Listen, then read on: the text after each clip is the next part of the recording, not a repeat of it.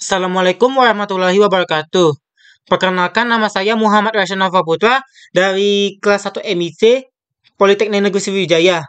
Pada kesempatan kali ini em, saya akan mempresentasikan hasil kerja saya dalam UAS Praktikum Logika dan Pemrograman. Jadi di sini ada soal yang dimana diberikan suatu data waktu dalam bentuk HH.2mm.2ss dengan HH adalah jam, mm adalah menit, dan SS adalah detik. Buatlah algoritma untuk menampilkan data waktu tersebut setelah ditambah 1 detik. Misalkan data waktunya adalah 2.13.23, maka algoritma dan program menghasilkan 2.13.24. Jadi seolah-olah kayak kita misalnya input data tuh 13.23, maka pas outputnya cuma tambah 1 detik aja, jadi 2.13.24 begitu. Dan di sini saya akan menampilkan programnya. Baiklah, jadi ini programnya sudah jadi. Kita coba eksekusi dulu, tapi sebelum itu kita compile.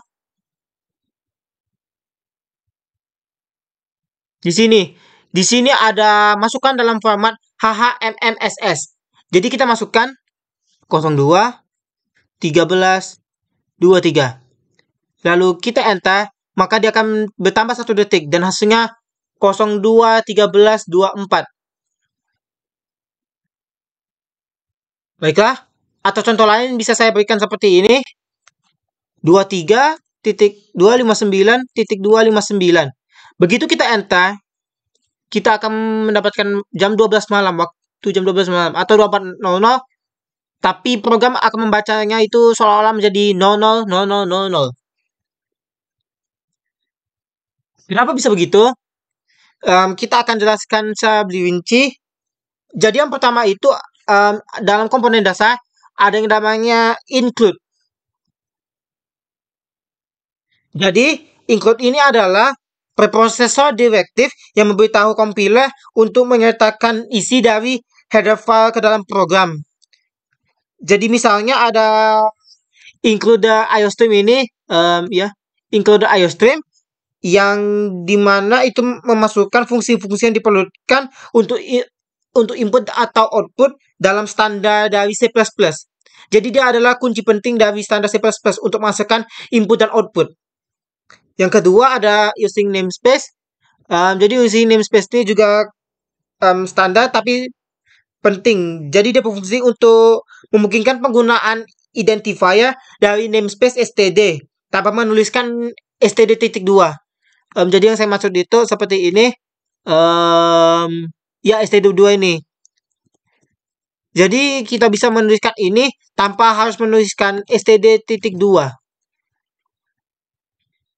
Baiklah, selanjutnya yang ketiga adalah string. String adalah tipe data yang menyimpan rangkaian besar. Dalam C++, string adalah bagian dari standar library atau yang disebut dengan tanda kurung string, bukan tanda kurung, kurang dari, string, lebih dari. Nah, ini bagian pentingnya. Yang keempat adalah char waktu array 9 ini. Sebenarnya di sini ada penjelasan, ada 8 karakter untuk HHMMSS plus 1 untuk null terminator. Tapi akan saya jelaskan. Jadi char itu adalah tipe data yang menyimpan dalam satu karakter. Menyimpan satu karakter. Jadi misalnya tuh seperti kita menggunakan K untuk menyimpan dari 0, 1 sebagainya. Jadi dia akan menyimpan data-data dari HHMMSS itu. Seperti ini. Nightmare Jackson. 8 karakter untuk HHMMSS. Jadi dia akan menyimpan karakter itu jadi 1, 2, 3, 4, 5, 6, 7, 8. Dia akan menyimpan 8 karakter itu ke dalam input, nanti dihasilkan output akan muncul lagi, namun bedanya ditambah 1 detik. Selanjutnya ada strcpy. Di sini ada, di dalamnya itu ada waktu array, waktu.c_str. Jadi strcpy ini adalah fungsi yang digunakan untuk mengalin string dari satu array ke karakter lainnya. Dalam contoh ini, strcpy digunakan untuk mengalin string dari objek waktu atau tipe data string. Ini string waktu ini dia salin lalu akan berpindah ke array karakter waktu array ini.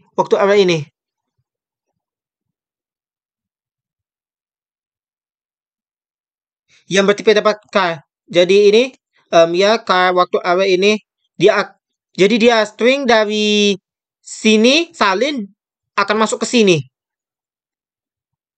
Selanjutnya ada stroke. Stroke ini stroke. Stroke waktu array. Tapi kita fokus ke stroke dulu. Jadi stroke adalah fungsi yang digunakan untuk memecah string menjadi token-token berdasarkan suatu delimiter.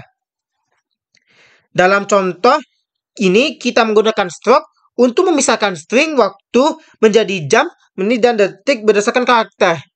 Jadi dia memisahkan gitu seolah-olah kayak ada pembatas gitu ya. Oke, selanjutnya if di sini ada ini dia if-nya. Jadi dia ada 3 if. Ada if detik, if menit, if jam.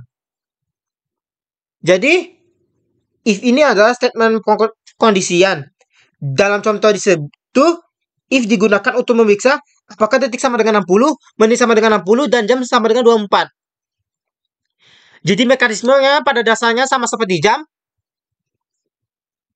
Di sini ada tulisan if detik 60, if detik double sama dengan 60, yang dimana ketika dia nyampe 60, dia akan beralih ke 0. Lalu di sini ada if menit. Apabila menit juga menyampai 60, maka menit akan berubah menjadi 0, lalu dia akan bertambah jamnya. Lalu ada if dan jam. If jam sama dengan 24, di sini dia jamnya tuh 0, jam sama dengan 0. Artinya jika dia udah masuk ke angka 24, dia akan jadi 0. Seperti kita lihat contoh di jam ini, bisa saya tunjukkan. Sebentar. Oke, misalnya di sini nanti ada jam bergerak di situ, 52, 53, 54, 55, 56, 57, 58, 59, 0. Dan nomornya. Kita seperti itu akan program ini. Selanjutnya ada printf. Printf itu digunakan untuk mencetak format output ke layar. Jadi dalam contoh ini, printf ini digunakan untuk mencetak hasil dari input itu, namun ditambahkan 1 detik. Baiklah, seperti itu. Saya akan kasih contoh lagi. Bagaimana kerjanya ini waktu. Jadi di sini ada di sini if jam sama dengan 24, maka kita kasih 23.2. Lalu ada tulisan, lalu di sini ada if menit sama dengan 60, kita kasih 59 aja.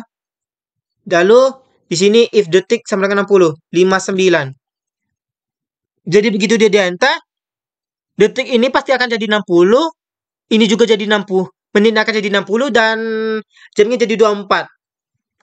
Melainkan itu, kita menggunakan if ini akan menjadi pembatasnya. Jadi begitu dia detik masuk 60, dia akan jadi 0, dan ini bertambah 1 menit. Lalu menit juga, apabila memasuki batasnya, dia akan menambahkan jam. Dan jam juga akan kembali reset ke 0. Seperti ini. Waktu setelah ditambahkan 1 detik. 000000. Baiklah, itu saja penjelasan dari saya. Terima kasih. Wassalamualaikum warahmatullahi wabarakatuh.